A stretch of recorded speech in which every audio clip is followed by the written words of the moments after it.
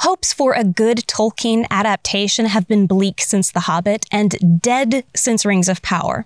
Now, I know last season wasn't exactly what we're all hoping for, but let's try and keep an open mind. Oh, who's done that? All right, that's it. I quit. I'm going to live in a cave. But what about this upcoming animation? Hey, this is the Sword and the Pen Reflections. It is my casual alternative to that channel. For those of you who are new, I am a book editor, which means I go through people's stories and help them make them better. And I'm not talking about grammar better, I'm talking about the stories themselves, the characters, making sure that their themes are really working. On this channel, I like to take original stories and their adaptations and compare the two to see which one I think is doing a better job at telling a great story and discuss why. Now, the War of the Rohirrim is going to do the same thing that Rings of Power did, which is take nothing but a footnote and expand it into a bigger story. I think we were all kind of hoping that the Rings of Power would actually be good because they were putting a lot of money into it, and you could tell that they worked really hard on this. Unfortunately, when the writing came back to us, it's no good at all. It's not only cheesy dialogue, but the story and the characters are so unfocused and they don't really feel Tolkien-esque. Now, I'm not an expert on Tolkien lore by any means. I have said this before in other videos, but I think I have a pretty decent grasp of what Tolkien's themes typically are, where they go. And a lot of us are afraid that they're going to do the same thing with the War of the Rohirrim that they did with the Rings of Power. We saw a beloved character basically destroyed and turned unlikable. And now we're looking at the War of the Rohirrim, and it's a similar setup where we're seeing that we have another female protagonist, and there's something that Hollywood's not quite grasping about the female hero, or heroine in this case, and what she should be. And I'm not saying that she has to be anything, but it seems like they're portraying all women as the same kind of leader, hero person, and it's not likable at all. And it actually does not exemplify a lot of Tolkien's themes about leadership.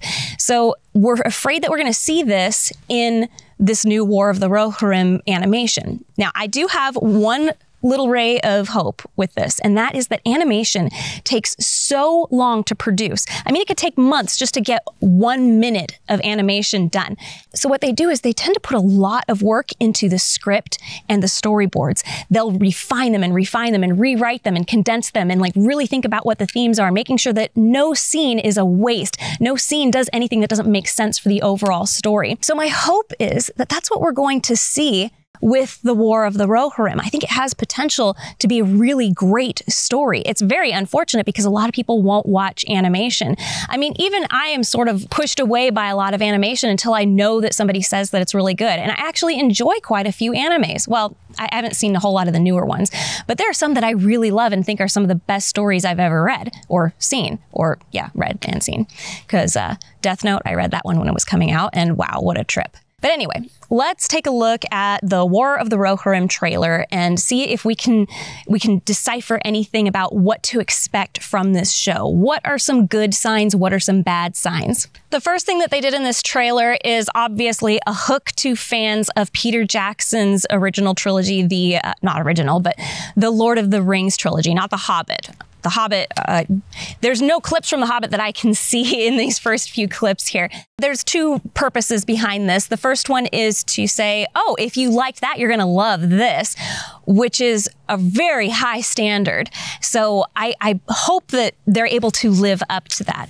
The other thing that it does is it could also be that they realize they don't have something that's great, and they're hoping that if they play this, people who loved the Peter Jackson rendition of Tolkien, they're going to look at this and go, ooh, I'm getting in the mood for more Tolkien, you know, and then there's this trailer and like, oh, I'll check that out. It's kind of devious, but I mean, either way, it's good marketing, but it's always got that undertone of a warning from me.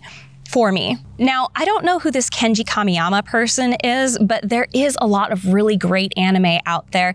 And if he has a name in the anime community, it probably means that he's done some pretty spectacular works before. I don't know if that means visually or in the way of storytelling or character exploration, but there are some really top tier stories being told in anime, and I'm hoping that he comes from that sector. If not, it could be that, like with Peter Jackson being a creature feature director being given this huge project of Lord of the Rings, we could be getting the same thing. So if he's only directed, I don't know, Pokemon before, this could be his big break. And he's like, I'm not going to screw this up. And I really have a big vision. So I'm hoping he's a great director. The first clues that we're getting about story are specifically about Rohan. Now, like I said, have not read this footnote even about Rohan or about the Rohirrim, but I think this is a really good place to put a story, not with the elves where we already have very specific expectations of what we want from certain characters like Galadriel, like Elrond, because these are characters we're familiar with. This is dealing with mortals. So these are people who have been dead before we actually see them in a story. And from what I understand, there is no novel about these characters, or if there is, it's mainly about the men, and they're deciding to focus on just the sister here, the girl character. But I think it's a good decision to focus on characters that we're not already familiar with. Build something from scratch. Set it in a world that is familiar enough that we can say, ah, yes, that is definitely Middle-earth, and have themes that fall in line with the kinds of themes that we saw Tolkien attempting to portray for us. The next bit of information we're getting is that Rohan is at war, and a clan that is clearly a very powerful warrior clan of some sort approaches and says, I have this proposal for how to strengthen Rohan.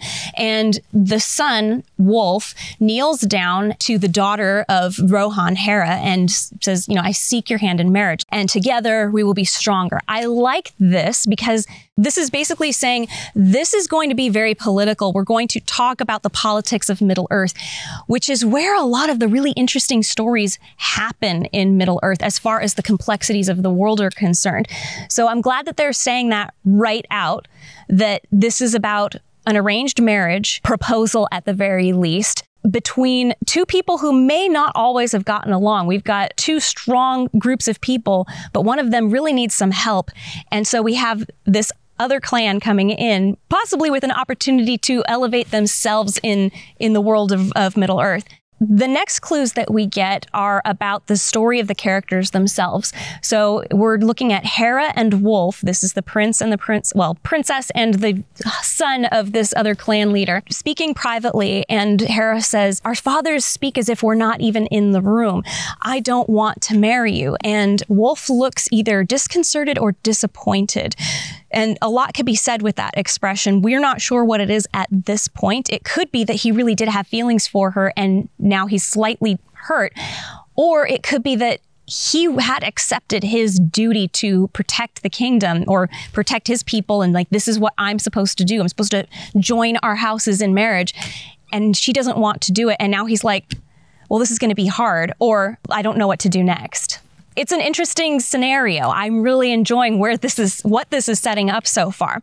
The warning that I have in my head is I hope that they're not going to go the route of, you've got an arranged marriage and, the girl's going to escape from it and do her own thing, essentially Brave all over again. Hey, you've even got a redhead here.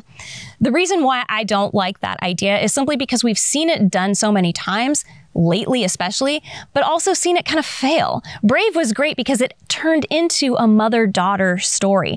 So maybe if they're going to do this, they could turn this into maybe it's a romance where she doesn't want to marry him at first and wants to go and do her own thing. But then she's like, this is my duty and maybe I do have to go through with this. And she's like in conflict with, I could help my people. I could protect the entire kingdom by making this huge sacrifice for myself. And then maybe coming to some sort of a contentment in that scenario.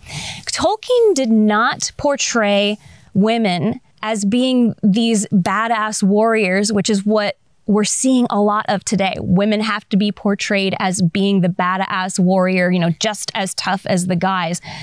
And it's a tired trope at this point. So I'm hoping that they're going to make this a deeper, more meaningful story by not going in that direction, that they're going to have her main conflict being like, what is the real way that I can protect my people? And that this is something that she'll still have to recognize as a sacrifice she has to make. And maybe it's a sacrifice she was trying to avoid before. but the story is of her figuring out how to live with whatever's necessary to do this thing. Please like, subscribe, and comment, even if it's just with an emoji. It's a free way to support this channel. Or if you're feeling super generous, check out my Patreon, Ko-fi, or hit the Money Heart Thanks button down below. The next clip, though, sets up a really good twist, and honestly, this would have been great to have had mid-season, and we weren't expecting it, and then this happened. But basically what happens is the king of Rohan accuses the chief of the other clan that you're not actually trying to strengthen Rohan. All you want is a throne, because obviously he is the king of Rohan and this guy is not. But it's an easy way for their family to acquire that royal title. This is like Game of Thrones, honestly. Like, this is the sort of stuff that we would see happen. I mean, I can imagine Littlefinger doing this sort of thing. And the two men get into a fist fight. And when the king of Rohan punches this clan chief guy, it kills him. And his son, Wolf, realizes his father is dead and turns to the king of Rohan and says, "You will pay for this with your life." So what a great setup this is. This is fantastic. Like, this is really an interesting scenario. I'm already invested in this situation just the situation. Just the situation itself is interesting. Honestly, if this was not a fantasy, it was just a historical drama, I'd still be really interested in this story. I mean, just think about it. You've got these two very powerful houses. One is officially at war with a bunch, and the other one has a lot of power too, and is like, hey, let's get married. And then suddenly they're at war too. You're putting the protagonist perspective, which would be Rohan, you're putting them in the most complex situation where they're already in danger, but now they're in more danger from somebody who was potentially an ally. So then there's this underlying conflict of like, these guys were almost our allies and now they're an enemy. I love it. Oh boy. Okay, then what we get is a sort of a flashback to show that these two kids, Hera and Wolf, knew each other as children. They're shown fighting together, like play fighting together. And she says, the boy I knew would never wish for war. And he says, the boy you knew is gone. And you see him leading a charge and her looking out and saying, there's so many of them. The situation that she's in is like, this is way worse than it was before. I love it. And I love that there's this context of the two of them knew each other before. Maybe he really did love her. Maybe this is like, he was hoping that this would happen truly for real in his heart. So now there's not only the "you killed my father," but there's also this betrayal of his hopes for the future. And I really like that. It adds so much more to the conflict. Okay, the next bit I'm sure set off a lot of warning bells for people who are tired of seeing these what do they call them? The badass woman, whatever, warrior woman. You know what I mean. She says, "I pledge to fight for my king." And the father says, "You know nothing of war." And she says, "I'm the fastest rider you have," which honestly is not a response to what he just said. So it's probably taken out of context in something else. But this is my hope. My hope is that they're going to subvert expectations for a heroine as portrayed today. And that is, they're going to show that she's like, I want to go out there and be the badass warrior. I want to fight like in a war. Like, I don't want to get married and be a wife and having kids, even though that would literally be like the easiest way to create peace. It would be a huge sacrifice on her part, but no conflict, right? Everybody else is working together. Well, that's ideal, assuming that they can all get along. But we see that she really wants to be this warrior girl. But the father says, "You know nothing of war." And she says, "I'm the fastest rider you have," which makes me think that they are trying to entice us into thinking like, oh, this is just like every other badass lady story that we've been hearing today. And my hope is, of course, that they're going to not do that, but they're going to subvert our expectations in that respect. Now, I don't think anybody really has problems with a female protagonist who is the hero, who is the leader, and who is a warrior. But what we do have a problem with is the way that is portrayed. So characters like Moraine and Galadriel are, yes, immediately powerful, but so was Aragorn, for instance, already very strong on the battlefield. I don't have a problem with that. What I have a problem with is leaving it at that and saying, because I'm such a badass warrior, you should just follow me. Or because I'm the princess, you should just follow me. And we did see the Aragorn character earn that trust, earn that position of, I am the leader. He was a well-rounded leader. He was not only somebody who could make peace just in being able to be compassionate with other people, to empathize with them, but he was a healer. He was the whole package. And I think that they're missing that point a lot with women. But the thing is that there's a lot that you can do with a woman that you can't do with a man, because there's a huge physical sacrifice involved in getting married and having children. And that's just as impressive as going out on the battlefield and possibly losing your life fighting in a war, because death during childbirth is a big deal. I mean, it's actually far more common, I think, than most people realize. And then there's also the lifelong commitment that comes with, I've had a child and now I am a mother too. You essentially are saying, I'm going to live entirely for somebody else for the next 20 years, well, forever. So you're essentially deciding, I'm going to give up my life being for myself in exchange for, and then it's either there's the child, but then there's the other implications in here, such as political alliance with somebody else. So that way our whole kingdom can be safe. The next bit of dialogue that we get is from, it seems to be a female character, telling Hera, after she has just seen what appears to be destruction of her own, maybe her own father's military or something, like some sort of defeat, telling her, people need hope, Hera, something to believe in. And I'm hoping that means she's not going to be that typical leader that we see portrayed so frequently today. And I'm not, like I said, I'm not saying that we have any issue with a woman being a warrior. Eowyn was this incredible warrior, and yet she was never portrayed as exactly like the way that we would think a dude is portrayed. Honestly, Aragorn wasn't either. It's a very well-rounded portrayal of what a leader is. They aren't just undefeatable on the battlefield. They are leaders of people. They have to have compassion. They have to think of the people as a whole. I loved that Eowyn was told by her uncle that you are going to inherit the throne after me. The people will need you if I fail. If I fail to protect everybody, they'll need you. And this wasn't like, oh yeah, then the responsibility is not mine. This is like somebody he trusted could do it. Somebody he knew would put their survival first. There's a huge amount of scope in what that responsibility is. It's not just about ensuring that they live. It's about ensuring that they thrive. And we see a few things happen next, like one of the giant eagles comes down and lands by Hera, obviously friendly with her. She's able to, it seems, pet it. I'm hoping she rides the eagle. And then we see that creature, I think that it's some sort of a sea creature, possibly the one that was guarding Moria. And I would love to see more of that. And then an Oliphant. So I think these are literally put in there just to show people who are familiar with the Lord of the Rings stories, like, look, we've got familiar creatures. It means very little to me because I don't care that there are creatures that I'm going to see that look just like other creatures. The heart and soul of a story is in its themes, in the emotion that it evokes, in the messages that it is attempting to portray. I don't know if I said that right, but I think you get what I mean. We need to see that this is a Tolkien-esque story, and Oliphants and the giant eagles and whatever this tentacled creature is, that doesn't tell me that this is a Tolkien-esque story. It tells me that it's got creatures that we saw in Tolkien also in this story. But up until now, like that little bit about her saying, the woman saying, people need hope, something to hold on to. That is really the key thing here. What we need to see is that this story portrays the hope that she is able to bring in a Tolkien-esque way. A little bit more warning bells with the next bit where we've got, I mean, I love that the father seems to be imprisoned or separated from her somehow. And he says, my pride, my joy, you could rule the world. And we see her doing all these badass things. But again, I'm really just hoping that she happens to be good with the sword. But this is about her struggle in what can she do to truly protect the people.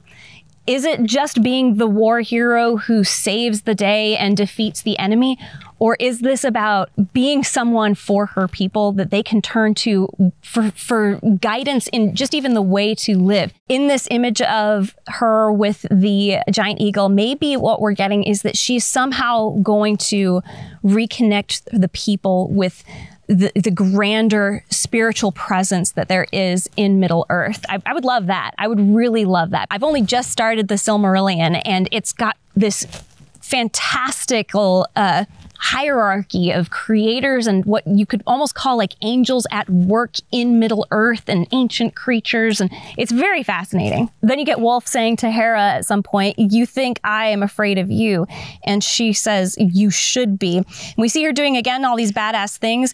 It does look like at some point she may be in, I mean, it looks like a wedding dress fighting Wolf. I don't know if something happens at a wedding that causes her to, maybe that whole fight between the fathers happens during their wedding and they're already married. That would be a twist. But anyway, okay, so we do see her being very impressive physically. And again, that's fine. Éowyn was impressive physically, but there was so much more to her character. Her real struggle was in how much she loved her uncle, wanted family, wanted to be loved, and seems like she just had to make sacrifice after sacrifice after sacrifice, or just watch people be killed. And it hurt her every single time, but she kept going. I would love to see that this character is just as well-rounded. And then the final thing we get is what appears to be like an orcish-like hand taking a ring and putting it into a bag full of rings and saying, "What does Mordor want with rings?" Which, I mean, it's obviously there just to, again, say to everybody, this is connected to Lord of the Rings. I'm hoping it's as disconnected as possible from Lord of the Rings. Just have that be like a background thing, or like we who have read the books or seen the Peter Jackson movies go, yeah, I know what's happening over in that corner of the world that they're all talking about, but we don't actually see. You know what I mean? I'd rather just stay away from that. But yeah, it's hard to know for sure what we're going to get from an animation that is based off of a footnote. Same with, Rings of Power. I think Rings of Power made some big mistakes in that it seemed like they weren't 100% sure what it was that Tolkien usually tries to do in his storytelling, because they didn't follow that. And in this, I'm seeing evidence of a lot of potential, and I'm really hoping that that potential comes to fruition, that we see them actually go there and not go the same direction that so many other adaptations have gone. The animation, I think, looks all right. I'm not thrilled by it. Looks like the lip syncing is not so good, but I mean, I've seen animes before and been perfectly pleased with how they look, and they were dubbed, so it doesn't match there. The thing about animation is it typically is difficult to start, especially if it's a style you're not particularly in love with. It's difficult to start, but if the characters and the plot are really good, you kind of just stop noticing. In fact, sometimes you even go, wow, I really like this. So I recommend giving it a chance. I'm going to give it a chance for sure. I'm going to go and see this. This looks like you can see it in theaters. Well, it says only in theaters. Is this a movie or a show? Whatever. Anyway, I'm going to go and see it in theaters, or I'm going to watch it at home and just give it that chance, because there's good, rich detail in the backgrounds, which to me tells me that there was a lot of work physically put into this. And I think that if they nail it with the characters and the story, I won't mind that it's not, Sleeping Beauty, as in the Walt Disney, older movie, Sleeping Beauty, which is still one of the most stunning animations ever. But anyway, those are my thoughts on the War of the Rohirrim. Looks intriguing, has a few warning bells, but again, I'm just hoping that they're going to be very Tolkien-esque with this story. I hope it's as original as possible while still fitting into the lore, basically not screwing up the lore of Middle-earth. And I hope to go see it. I think you should check it out too. And when it does, I will come back here, hopefully not in the middle of the woods, somewhere a little bit warmer and with fewer mosquitoes, and do a review of how I think they did. So I guess that's it. Please like, subscribe, and comment, even if it's just with an emoji. It's a free way to support this channel. Or if you're feeling super generous, check out my Patreon, Ko-fi, or hit the money heart thanks button down below. Be good to yourself.